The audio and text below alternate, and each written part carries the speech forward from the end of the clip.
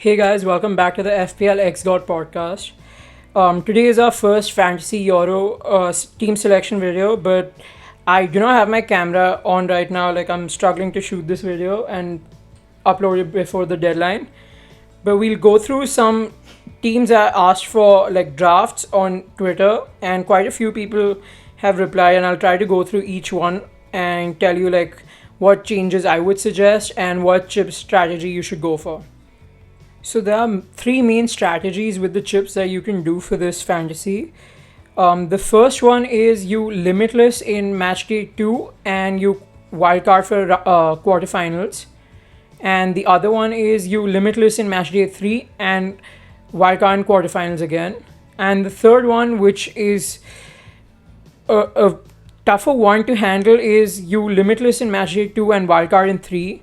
That way you get 3 different teams at the group stages, but that also means you're backing yourselves for the correct predictions for the knockout stage. It's a tough one. I don't think I'll be going with that because of how many surprises these kind of tournaments throw. And just to recap, Limitless is basically your free hit chip but with unlimited budget. You can get how many ever players with whatever budget you want as long as it fits the format. And wildcard is the same as FPL. You get to change all of your players without any transfer cost. So I'll be going through each team and try to figure what kind of chip works for them with the fixtures of those given teams and like what player changes I might make.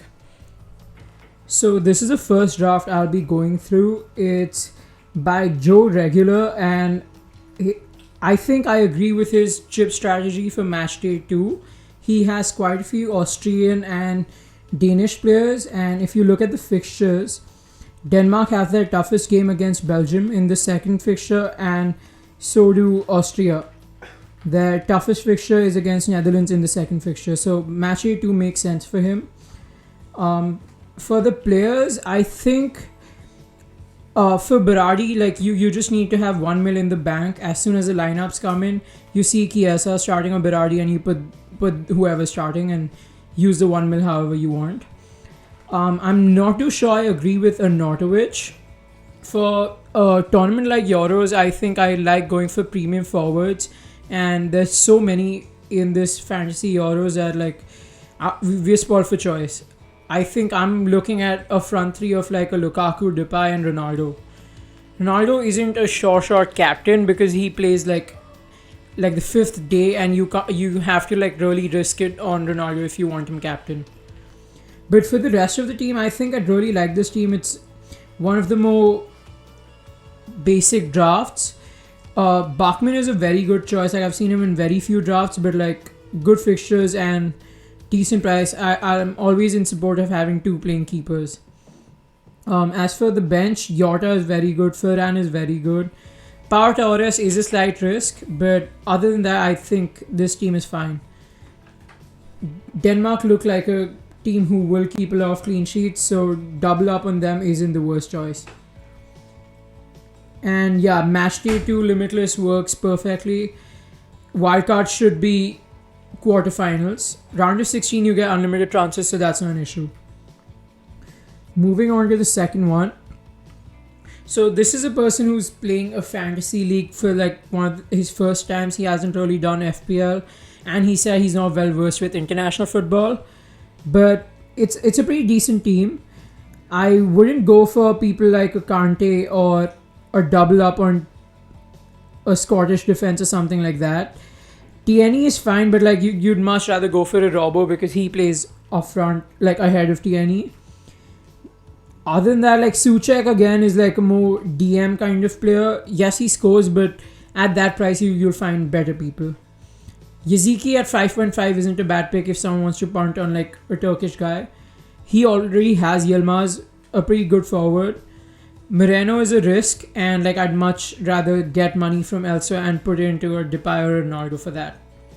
Harry Kane, again a good one, but please remember like have a player from Turkey, Italy and captain them. And then like every day you should have at least one player so you know who to like transfer in or out and have your team accordingly. For this team, I think like he has more players from like the bigger teams or like the smallest teams in the group. So it's he can really do the match day 2 limitless and wildcard in 3 and have that punt. I think that punt is high risk, high reward, and it should work out. So this draft is from our previous guest on the show, Mr. Indranil Roy, and his team is also he has a double up of the Danish Defense, and I'm a big fan of that right now. Chiesa again the same thing. Like if Berardi plays, you play him and then use the 1 mil somewhere else. And with your team again, like it looks like a limitless in match day 2. I think that is the norm mainly because like people are going towards Denmark or Belgian or Austrian players a lot, like from the non-top teams of each group. Insigne cap is a really good shout. I'm looking to do that in my team also. The Milik, Yair and Denier Weindal back four is like a pretty standard one and good one as of now. Bonucci is slightly expensive because he's a centre back, so not much attacking returns and you don't have bonus points like FPL. But yeah, this is my ideal front three: Lukaku, Depay, Ronaldo. I think that works out very well. The 1 mil you will get, like if Berardi plays and you switch to that, I look to use it at Nego and get him upgraded. Your keepers are slight risk because Radecki isn't supposed to keep any clean sheets, like Finland aren't the best, and Simon is a slight risk if not playing. He should be the best choice keeper, but like it's kind of a three-way battle right now. So at least one keeper you should have like a standard guaranteed and like a high chance of clean sheet. But yeah, this looks like something I'm going for a similar kind of team.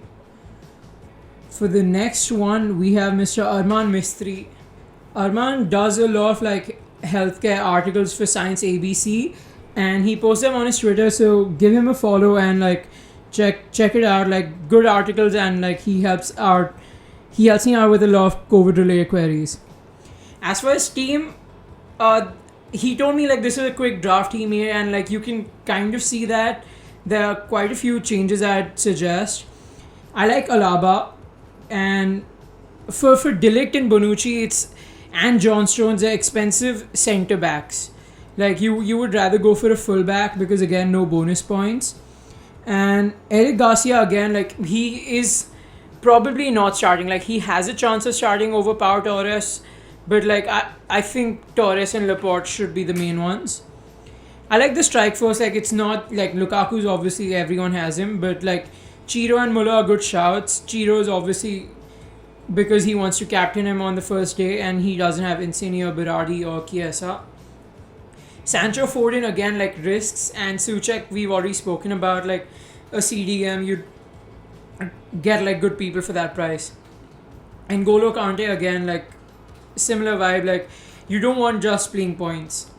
Like in a fantasy Euro kind of setting, like you want to go as attacking for your mids and forwards as you can. Even for your defenders, to be fair, like you'd rather go for the attacking defender from the team you want a clean sheet from.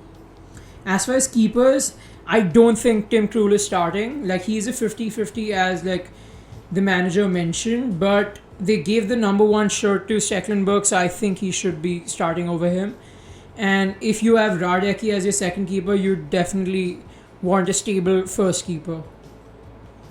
Other than that, yeah, like the Lukaku, Chiro, Muller is totally fine. Muller can be switched into a Depay or something.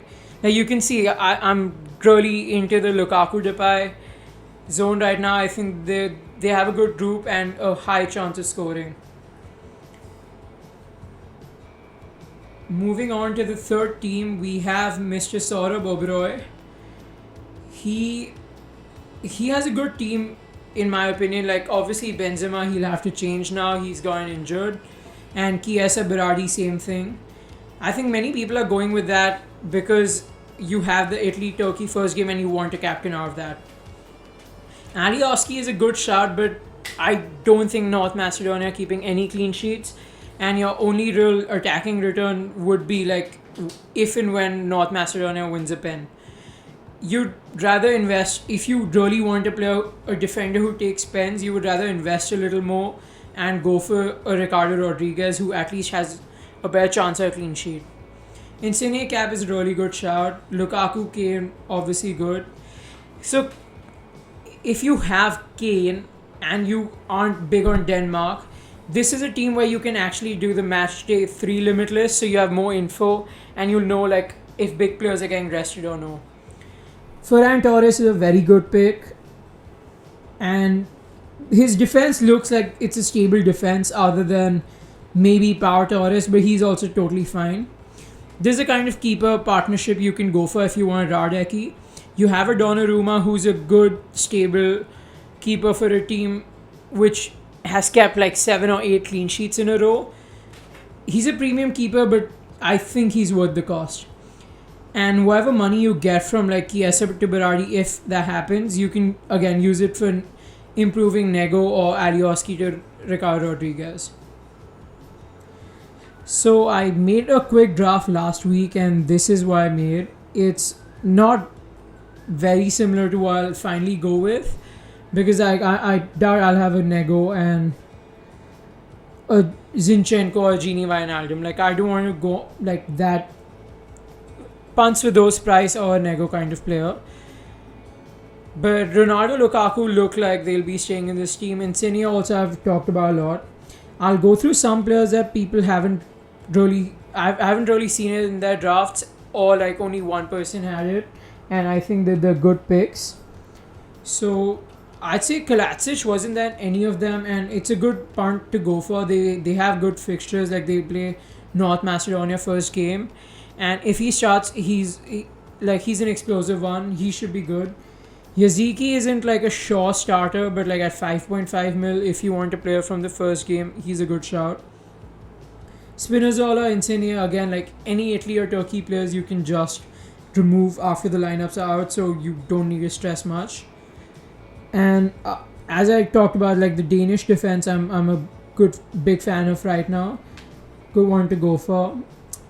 I've just sorted by selected, and we can just go through some of the ones we haven't spoken about.